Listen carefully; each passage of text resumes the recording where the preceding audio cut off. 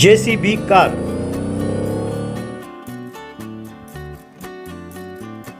एक गांव में मनीष नाम का एक टैक्सी वाला रहता था।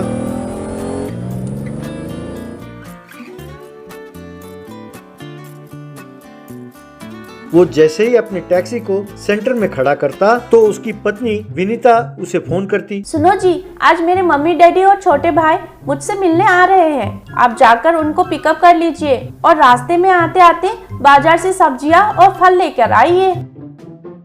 तो मैं टैक्सी चलाऊंगा कब? हर रोज तुम्हारे काम से फुर्सत मिले तब ना। अपना घर चलेगा कैसे? अजी प्लीज एक बार मना मत कीजिए बस। लाचार होकर पत्नी के काम के लिए ही वो अपना कार चलाने लगा। एक दिन मनीष बहुत परेशान बैठा था। उसका बेटा बन्नी। क्या हुआ डैडी, आप ऐसे क्यों बैठे हैं? क्या बताऊं बेटा, मैंने कार खरीदा था अपने परिवार का पोषण टैक्सी चलाकर करने के लिए, पर तुम्हारी मम्मी इस कार को अपने निजी कामों के लिए प्रयोग कर रही है। अब तो ये हाल है कि कार का ईएमआई भी नहीं भरा जाता। मुझे इस बात की चिंता है कि ना जाने कब बैंक वाले आएंगे और कार ले जाएंगे। अब चिंता ना करें डैडी, हर समस्या का एक समाधान है। हम अपने कार को एक एमयूवी की तरह बदल देते हैं। एमयूवी मतलब? एमयूवी मतलब मल्टी यूटिलिटी व्हीकल, यानी हम अपने कार को ऐसे बदल देते हैं जिसे हम हर तरह के काम इसे ले सके। इस गांव में टैक्सी चलाकर ज्यादा पैसे नहीं कमा सकते, गुजारा हो जाएगा, पर इस गांव में कंस्ट्रक्शन का काम जोर शोर से चल रहा है। वे बहुत दूर दूर से जेसीबी मंगवा रहे हैं। अगर हमने अपने कार को जेसीबी कार में बदल दिया तो हम उसे जेसीबी कम टैक्सी के प्रयोग कर सकते हैं। उस जेसीबी बकेट में भी लोगों को बिठा सकते हैं। कमाल है बेटे, तुम तो बड़े होशियार हो। अब इस जेसीबी कार का प्रयोग तुम्हारी माँ नहीं करेगी, क्योंकि रिश्तेदारों में इज्जत जाती रहेगी ना। कुछ दिनों बाद मनीष ने अपने कार को जेसीबी कार में बदल दिया।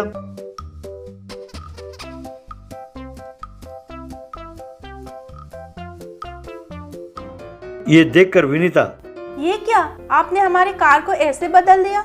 अब हम इसमें शेयर कैसे करेंगे? मनीष अपने मन में मैं भी तो यही चाहता हूँ। इस तरह मनीष उस जेसीबी कार के सहारे कंस्ट्रक्शन का काम शुरू करने लगा।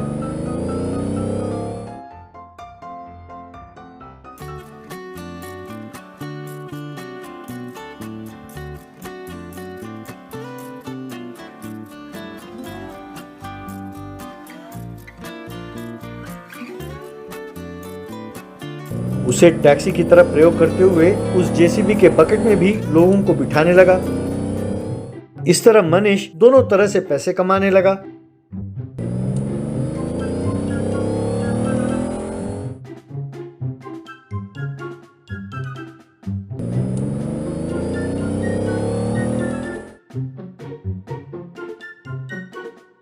एक दिन विनीता मनीष से, अजी मुझे माफ कर दो, मैं इतने दिन अपने घर के बारे में नहीं सोच रही थी और सिर्फ रिश्तेदारों के बारे में सोच रही थी। मैं ये बात भूल गई थी कि हमने कार अपने घर को चलाने के लिए खरीदा था। आपने अच्छा सोचा और अच्छा पैसा कमा रहे हैं। इसी के कारण हम बहुत जल्द ही अपना खुद का घर बना लेंगे। ये आइडिया मेरा नहीं था, ये तुम्हारा बेटा बन्नी का आइडिया है। ये सब उसी की सोच का नतीजा है।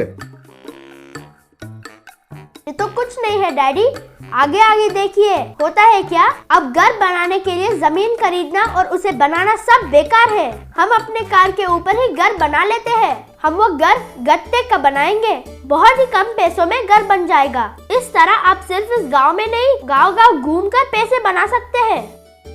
मनीष और विनीता उसकी सूझबूझ को देखकर हैरान रह गए।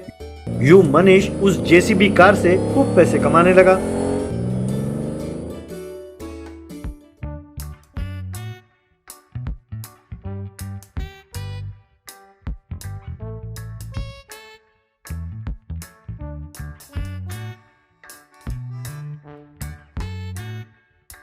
उन्होंने 3 मंजिला कार हाउस बना लिया।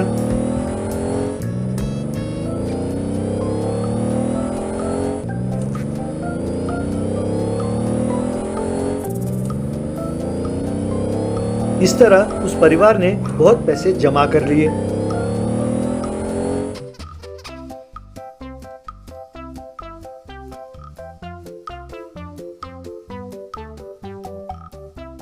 Pop it challenge.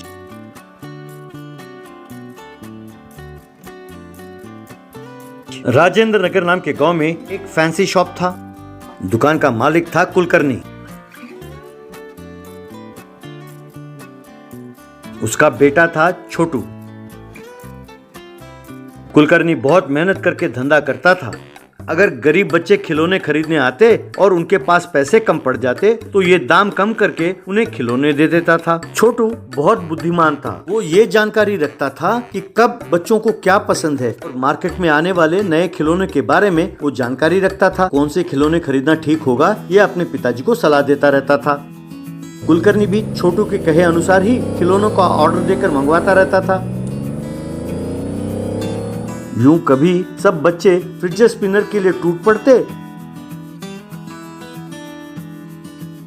इसका नतीजा ये हुआ कि उस गांव के बाकी सारे फैंसी शॉप्स में कोई धंधा नहीं होता था। एक बार सब व्यापारियों ने मीटिंग रखा और कुलकर्णी को वहां बुलाया। उनमें एक सयाना, देखो कुलकर्णी, तुम्हारे कारण बाकी सब व्यापारियों का धंधा मार खा रहा है। इन सब की शिकायत ये है कि तुम नए नए आइटम्स खरीद कर लाकर बेचोगे तो हमारा क्या होगा। जैसे हमारे गांव के सारे किसान आपस में तय करके फसल उगाते हैं, इसी तरह आप सब भी मिलकर तय करो और धंधा करो। इनकी मांग ये है कि तुम जो आइटम्स लाने वाले हो इसकी इनको पहले ही सूचना दे दो। ठीक है, क्या कहते हो? ये तो अन्याय है। किसान आपस में ये तय करते हैं कि हम एक ही तरह की फसल सब ना उगाए, क्योंकि इससे सबका नुकसान होता है। उसका इस व्यापार के साथ क्या तुलना? धंधा सूझबूझ के साथ की जाती है। हम इन्हें क्यों बताएं कि हम क्या मंगवाने वाले हैं? हम नहीं बताएंगे। मेहरबानी करके हम पर जोर जबरदस्ती ना करें, ये अन्याय है। ये सुनकर बाकी व्यापारियों को बहुत गुस्सा आया। एक दिन मोबाइल देखते हुए छोटू, पिताजी, आजकल पॉपअप चैलेंज बहुत मशहूर हो रहा है। हम यदि पॉपअप शिप लाकर बेचें तो बहुत लाभ होगा। यूं उनके दुकान के बाहर बहुत सारे पॉपअप शेप, सब बच्चे उन्हें बड़े शौक से खरीदने लगे।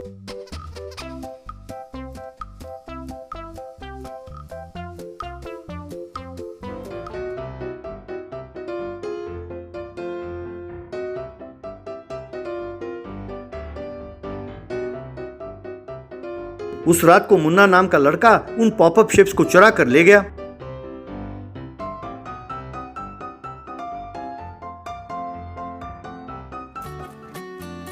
अगले दिन उन पॉपअप शेप्स को गायब देखकर बाप और बेटे दोनों परेशान हो गए। बाद में उन्होंने देखा कि एक दुकान के बाहर वो टंगे हुए थे।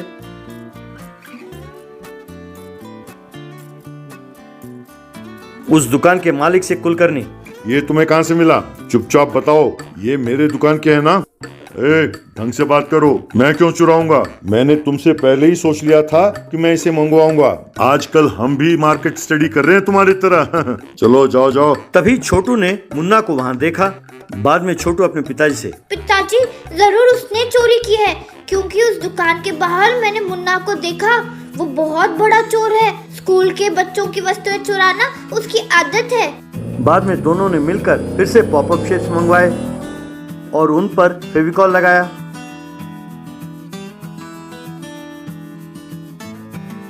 हमेशा की तरह उस रात को मुन्ना दुकान के अंदर गया और उन पॉपअप्स को चुरा कर ले गया। उन्हें लाकर दुकानदारों को देने ही वाला था कि वे पॉपअप्स उसके साथ चिपक गए। जो दुकानदार उसे खींचने लगे उनके साथ भी खिलौने चिपक गए। वे सब उसे छुड़ाने की बहुत कोशिश करने लगे। इतने में कुलकर्णी और छोटू पुलिस को लेकर वहां पहुंचे। अरे नीच कमीनों, ये बेचारे मेहनत से अपना धंधा कर रहे थे और तुम उनका धंधा खराब करने की कोशिश कर रहे हो। चलो तुम सब पुलिस स्टेशन चलो। यूं वे सब जेल चले गए। कुलकर्णी और छोटू आराम से धंधा करते हुए खुशी खुशी रहने लगे।